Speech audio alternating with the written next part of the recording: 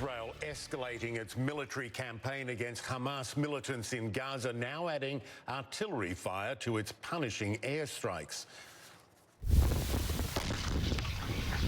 The IDF says no Israeli troops are inside Gaza, clarifying a statement that was made earlier by them.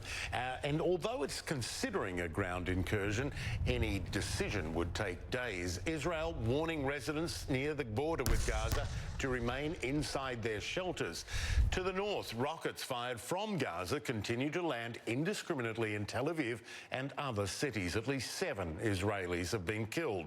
The IDF says its Iron Dome aerial defense system has intercepted about 90% of the incoming missiles.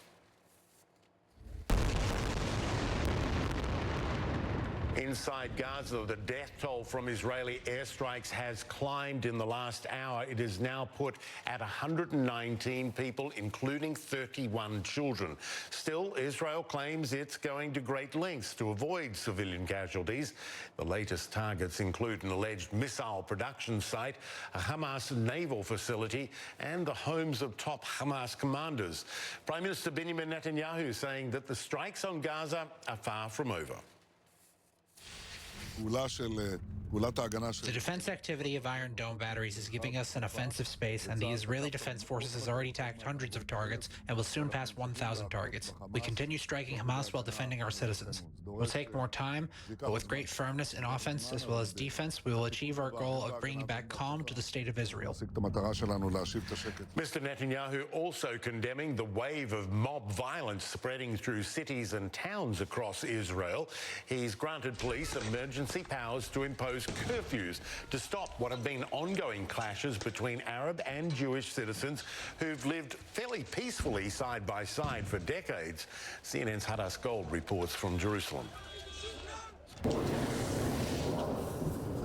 As Hamas and the Israeli military wage battle in the skies over Israel and Gaza, tensions are escalating, with the Israeli government downplaying the prospect of an immediate ceasefire. If we'll cease the fire right now, Hamas will gain this, or they will get to his goal and his objective of hitting Israel and not paying a price. We will attack the Hamas infrastructure.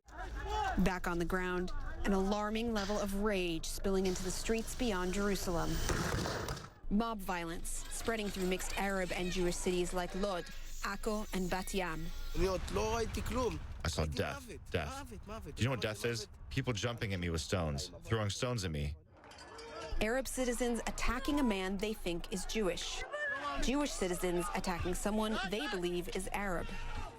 The communal violence reaching such a fevered pitch, Israeli Prime Minister Benjamin Netanyahu angrily warning rogue vigilantes to stop or face dire consequences. I do not care at all if your blood is boiling. It's boiling. It's not interesting. You cannot take the law into your own hands. You cannot come and take a simple Arab citizen and try to lynch him. Just as we cannot see Arab citizens doing this to Jewish citizens. This will not stand. Police getting reinforcements on horseback in riot gear in cities like Lod to quell the unrest. As sirens ring constantly, a warning from above of incoming rocket fire. The Iron Dome stopping 90% of the more than 1,800 rockets fired into Israel thus far, according to the Israeli military.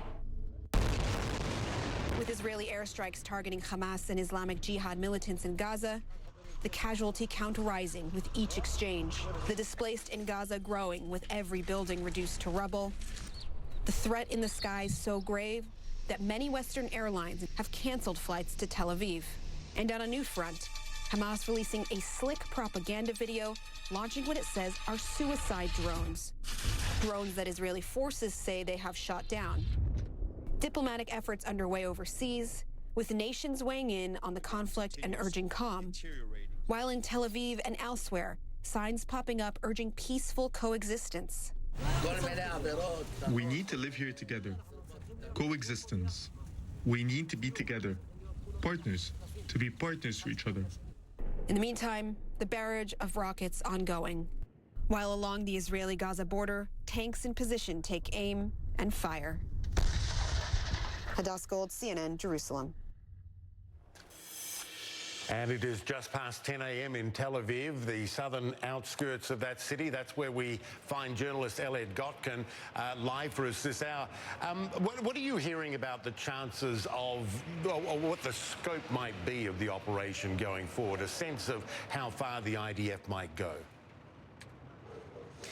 Michael, in terms of a ground incursion, we kind of thought, some people thought at least, that one might have been underway yesterday when the IDF tweeted out that Israeli air and ground forces were attacking the Gaza Strip. But that was swiftly clarified that there were no ground forces in the Gaza Strip just yet. There were 50 rounds of tank fire, the IDF says, and last night what they were doing was targeting this kind of elaborate labyrinth of tunnels that Hamas and other militant groups have underground. It's almost like a separate city, the IDF says, which they call the Metro. And what they were trying to do is to destroy some of those tunnels to impede the militant group's ability to move rockets around or to take cover and to evade the airstrikes or artillery strikes that Israel was raining down on parts of the Gaza Strip. In terms of the possibility of a ground incursion, though, that is still on the table. It was never really off the table. It does look like we might be getting closer to that eventuality. 9,000 reservists have been called up, but analysts suggest that if there is a ground incursion, it's not likely to happen in the next few days for a couple of reasons. The military reason is that with just a single division of armor and infantry there by Gaza, that's simply not enough for a comprehensive ground operation to be successful. The political reason is that Prime Minister Netanyahu is clinging to office by the skin of his teeth. It looks now that the opposition is going to be unable to put together a governing coalition, which means another set of elections, yes, another one, is likely later in the year, and that gives Netanyahu another chance of staying in office, and he'll be very mindful that his popularity could be severely affected if a ground incursion goes ahead and if there are a large number of Israeli casualties. So these are some of the calculations that will be going through his mind, even as planning for the possibility of a ground incursion continue to advance. There's been one other worrying aspect of what's been happening, and that is violence in some of these Israeli towns with mixed populations. And that's something that is, even though there are old wounds in a lot of these places, it's something we haven't seen really before.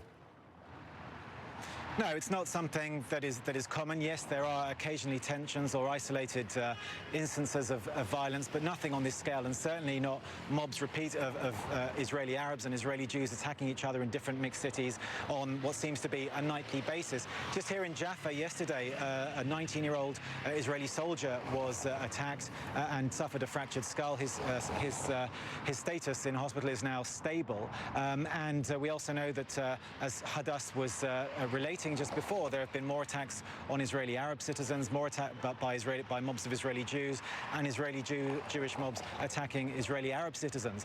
President Reuven Rivlin has pleaded for an end to the madness, and as you were saying, Netanyahu, the Prime Minister, saying that there will be severe penalties and that anarchy will simply not be tolerated. But as we move into the weekend, there are still concerns that more violence is going to take place in areas where there are Arabs and Jews. There's a quite posh hotel just here at the entrance to Jaffa. The manager just told us a few minutes ago that he's telling all the guests to leave and he's closing down the hotel. He's that concerned about more violence taking place here, at least in this part of Tel Aviv. Wow, that is something. Elliot Gotkin there in the southern areas of Tel Aviv. Appreciate it. Thank you.